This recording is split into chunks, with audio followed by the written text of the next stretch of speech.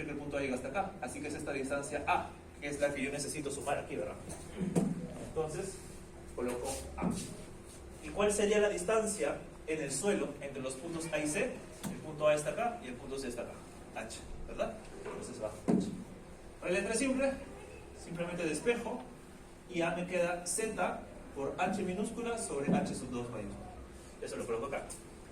Z por H minúscula sobre H sub 2 mayúscula. Y lo multiplico por el peso. Y esta de aquí es la presión del punto C. Lo único que me queda es restar entre estos dos, ¿ok? Hago la resta, aquí está todo, similar al caso anterior, y me queda Z por el peso específico del agua efectivo, disculpen, Z por el peso específico efectivo menos I. Ahí le voy a denominar, esta es una propiedad que ustedes van a aprender en las manos, no, en manos. Okay. Esto de aquí se denomina gradiente hidráulico. ¿Okay? Gradiente hidráulico. Esto de aquí se denomina gradiente hidráulico I. ¿Okay? Así que simplemente lo vamos a reemplazar. I por Z por el peso específico del agua. Esta de aquí es el esfuerzo efectivo en el punto C para una condición sin flujo. Similar al caso anterior para el punto B, ¿no? Aquí está. Este es para el punto B sin flujo. Este es para el punto C sin flujo. Se dan cuenta que es la condición estática menos un valor. ¿Ok? Entonces hay una reducción del esfuerzo efectivo. ¿Ok? ¿Está mejor? Ahora, ¿quién puede? Ahora, tengo foto porque si necesito ir a la siguiente diapositiva. Profesor, siempre va a ser sin flujo o con el pico, sin flujo o con flujo. Por los cotas pisométricas. Si ustedes, yo les pongo un ejercicio, por ejemplo, así, ¿no? Y yo les voy a tener que colocar las cotas pisométricas. Si ustedes ven que las cotas pisométricas van así, ascendiendo, entonces ya saben que es un flujo así. Ahora, en la siguiente unidad yo les voy a explicar lo que se llama la cuantificación de energía.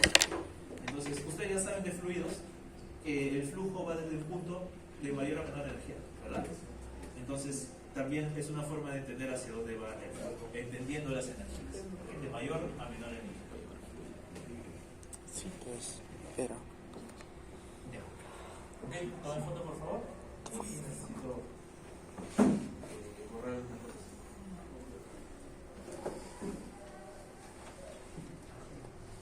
Pues hay una reducción, ¿verdad? Ahora, ¿qué significa que haya ¿qué significa que haya una reducción del esfuerzo efectivo? Imaginemos, ¿no? Una condición con flujo. Tenemos las partículas del suelo, ¿okay? Y saben que los contactos entre partículas representan el esfuerzo efectivo, ¿verdad? Ya les había indicado eso al comienzo de esta clase. El contacto entre las partículas representa el esfuerzo efectivo. Por aquí, por acá, etc. Cada línea representa un contacto entre partículas.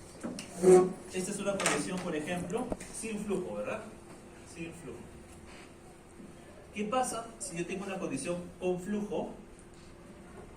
¿Y qué estamos analizando aquí dice arriba a la derecha? Ascendente, ¿verdad?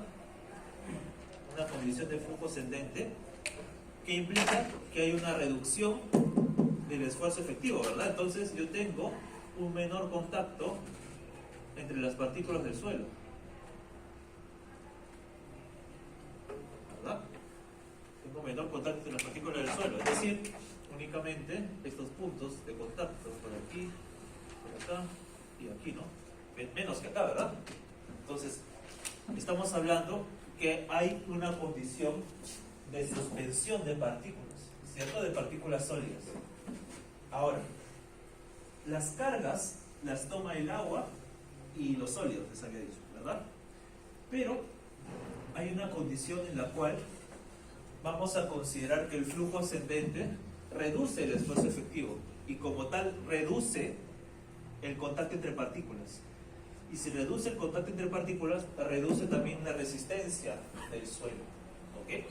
La resistencia del suelo se ve comprometida cuando tenemos un flujo ascendente, porque hay una reducción de esfuerzo efectivo. Y de hecho hay una condición teórica en la cual podríamos tener que no exista contacto entre partículas sólidas, todas están en suspensión. Cuando eso ocurre, el suelo es incapaz de soportar siquiera alguna pequeña carga externa. Esa es una condición muy peligrosa, ¿ok? Y puede provocar fallas de inestabilidad o fallas de presas incluso por ese motivo. A ese fenómeno se le denomina ebullición y está en las siguientes diapositivas. Puedo ya al menos bajar. Sí. Por ahí una foto está tomando.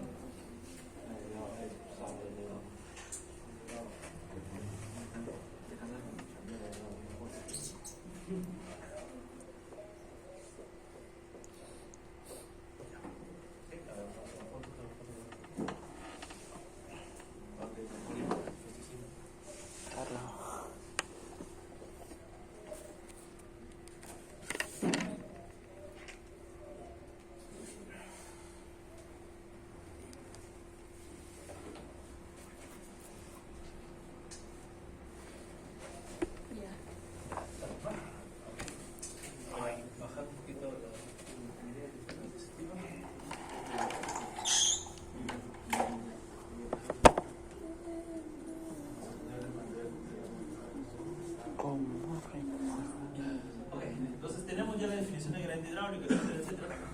Ahí ustedes pueden graficar también la distribución de los esfuerzos totales, presión de poros y esfuerzos efectivos en profundidad. No tendría ningún problema en hacerlo, solo que vean aquí la reducción que se tenía, ¿no? El esfuerzo efectivo menos H por el peso específico del agua menos IZ por el peso específico del agua. Eso no existe en la condición con flujo, ¿no? Aquí está. Aquí simplemente es Z por el peso específico efectivo y H2 por el peso específico efectivo. Hay una reducción de los esfuerzos efectivos. ¿Okay? Y eso puede provocar lo siguiente: si se incrementa el caudal, ¿okay? Es decir, pasa más agua en una unidad de tiempo, más volumen, se incrementa el gradiente hidráulico. ¿Okay?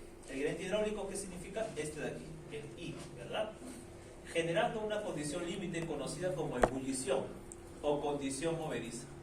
En este caso, puede llegar un punto, o debemos evaluar el punto en el cual el esfuerzo efectivo sea igual a 0.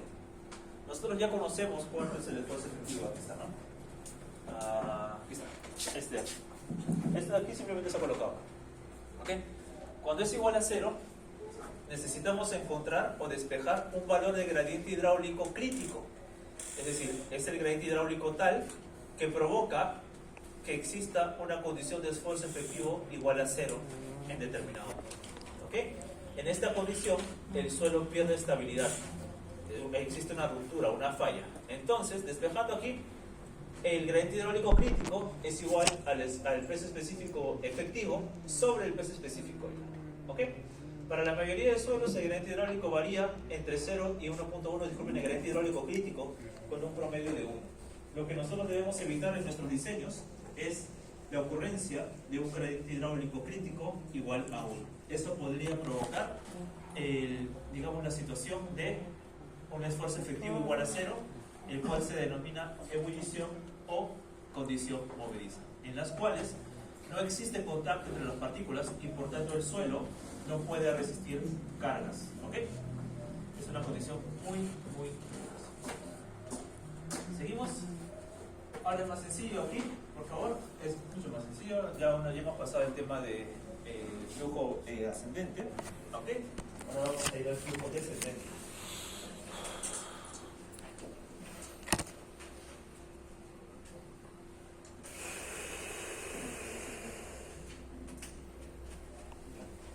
Vamos al flujo descendente.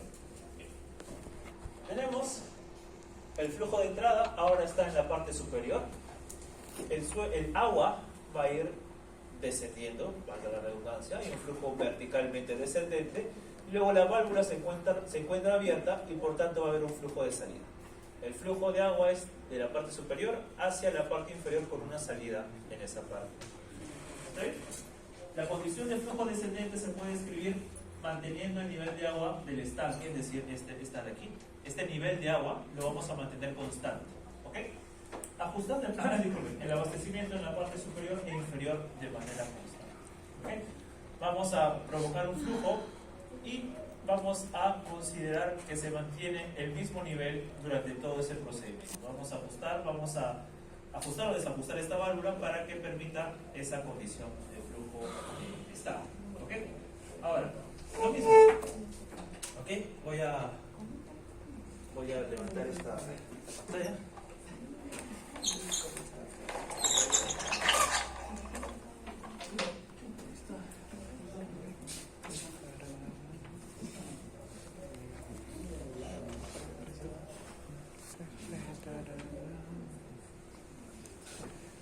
La quería tanto,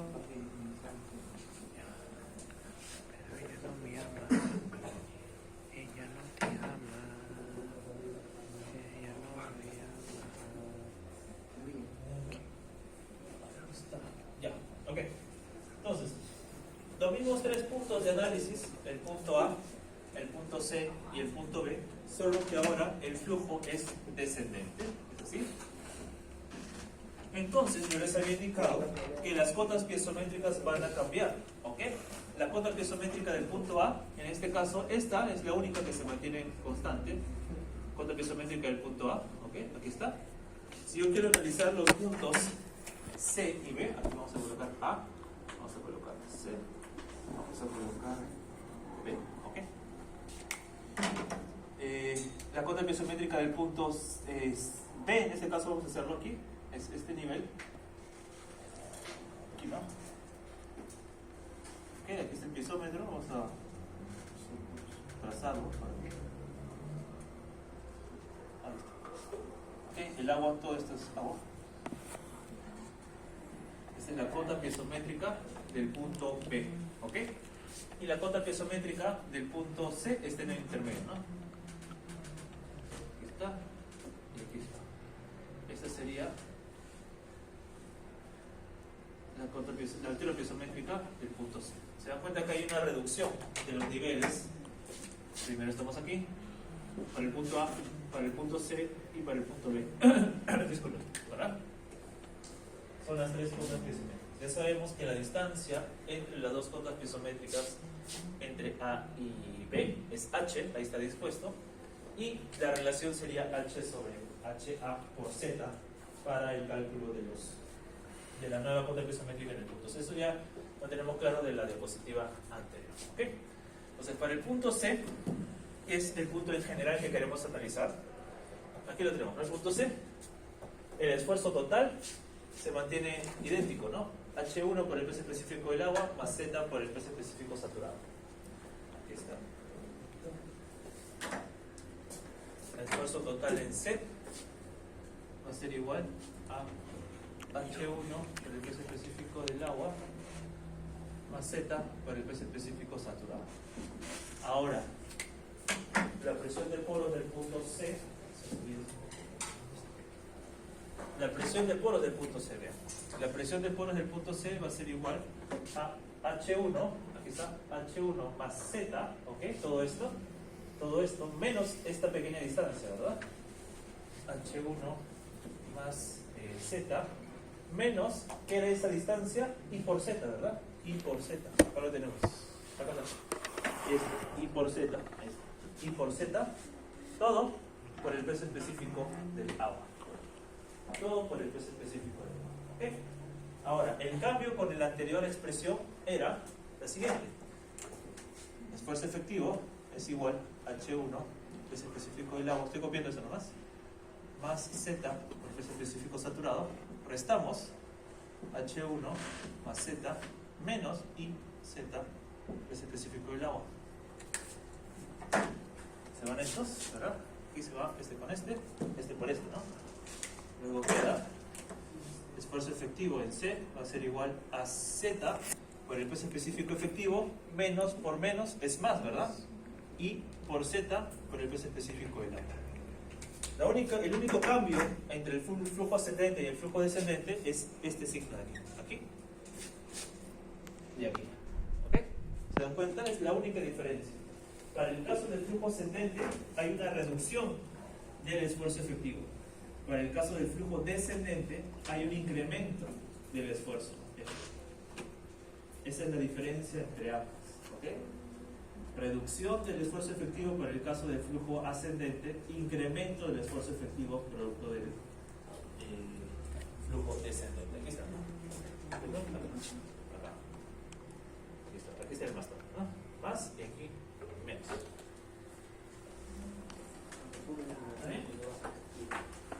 Y el grado de incremento o decremento es el mismo. Y gradiente hidráulico por Z, la distancia entre los dos puntos de análisis, por el peso específico del flujo. Esa es, digamos, el incremento o decremento con respecto a la condición específica. ¿Okay? ¿Sí? Puede parecer un poco tedioso ahora. Va a tener más sentido con la segunda parte, que es cálculo de energía. Ahí, facilito. Anoto por favor para ir a las siguientes diapositivas. Para terminar la parte teórica y tratar los ejercicios.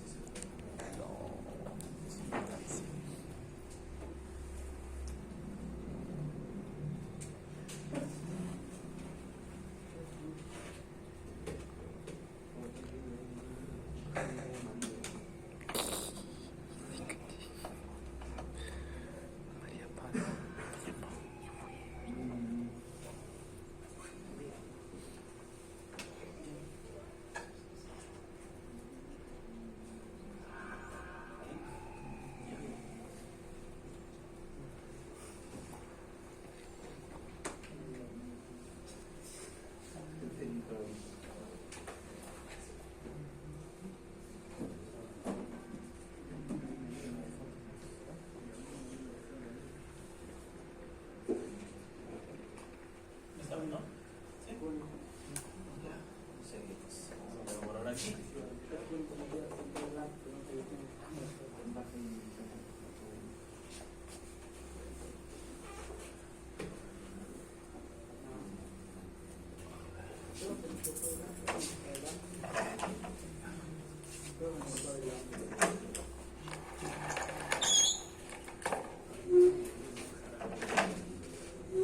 Veamos entonces el flujo descendente.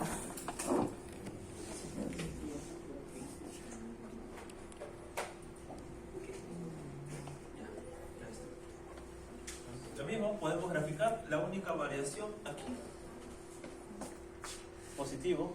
Positivo en lugar de los negativos que teníamos para el flujo ascendente. Okay. Ahora vamos a hablar ya para poder terminar la parte teórica. Okay, ya con eso puedo hacer full ejercicios el día martes. Pero ya veremos. Lo bueno es que el martes empezamos a hacer así. No me quería dar. Okay. A ver, entonces vamos a hablar del efecto de capilaridad. ¿Puedo borrar? Sí, ya todo lo que está en la pizarra, ¿no? Sí. Capilaridad, esfuerzo horizontal y ya está.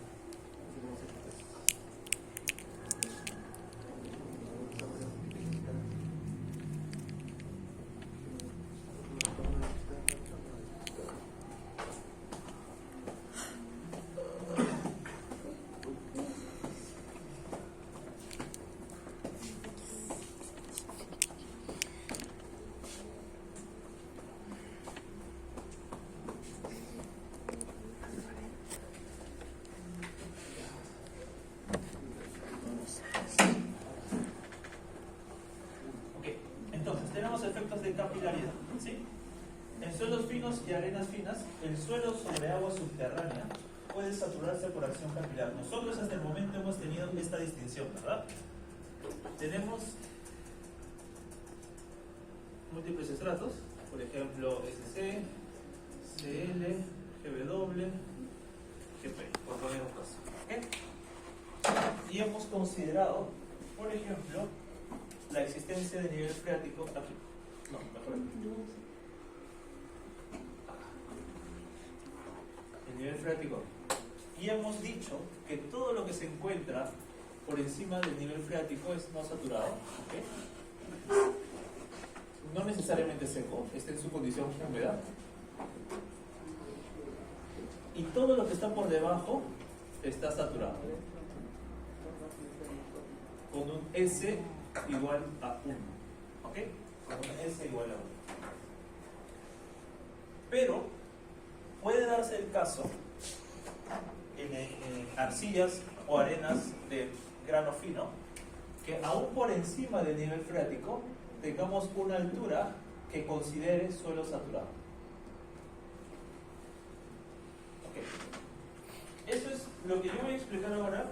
No lo vamos a tomar como parte del curso, felizmente para ustedes. ¿Ok? Pero sí les voy a explicar, porque en geotecnia sí van a tomar en cuenta que por encima del nivel freático puede existir saturación aún del suelo, una distancia X. ¿Ok? Ahí se complica un poco más. Solo para nuestro caso esta diapositiva es informativa, por llamarlo así. ¿Ok? Ya. Ahora, ustedes en fluidos conocen el efecto de capilaridad, ¿verdad? Si yo coloco un tubo de diámetro muy delgado, va a existir una ascensión del nivel de agua, ¿verdad? Capilaridad. ¿Sí? Entonces, podemos idealizar los vacíos del suelo. Vemos aquí. Podemos idealizar los vacíos del suelo. ¿Ok? Los vacíos del suelo. Como si fuesen tubos capilares de diámetros muy pequeños. ¿Ok? Tubos capilares de diámetros muy pequeños, ¿ok? En los cuales va a existir una ascensión capilar, ese es el nivel de agua, ¿ok? Va a existir una ascensión capilar por encima, imaginemos que el nivel freático está acá. Aún una distancia por encima del nivel freático va a haber saturación del material. ¿Por qué? Porque esos espacios vacíos provocan una succión y va a hacer que ascienda el nivel freático por encima del que originalmente tenemos marcado, ¿ok? Entonces, podemos comprender la capilaridad de los suelos idealizando los espacios vacíos como tubos capilares. ¿Ok? Entonces, en este caso, vamos a hacer lo siguiente.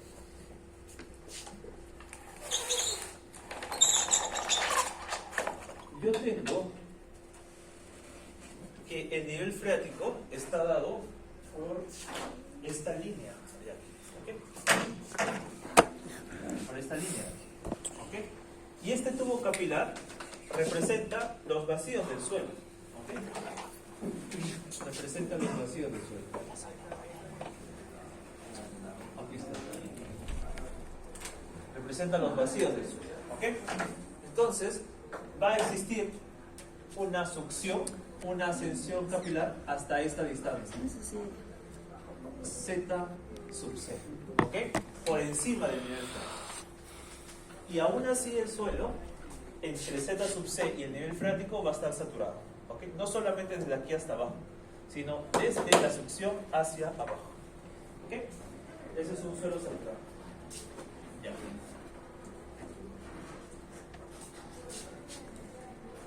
Cuando tenemos una succión, tenemos un peso producto de ese tubo capilar. El agua en ese tubo capilar tiene un peso, ¿ok? Además, lo que tenemos son las fuerzas de tensión a lo largo de todo el perímetro de ese tubo. Es como si tuviésemos así, ¿no? Es el tubo capilar visto desde un isométrico y tenemos fuerzas tangentes, ¿ok? A la superficie, que son las tensiones, ¿ok? Todas son las tensiones, tensión 1, tensión 2, tensión 3, etc. Todas están alrededor del tubo capilar. Aquí se presentan nada más dos. ¿Ok? Tenemos esa de ahí. Y traza un ángulo θ aquí con la vertical. ¿Ok? La vertical y la fuerza, digamos, de tensión tienen un ángulo θ. ¿Ok?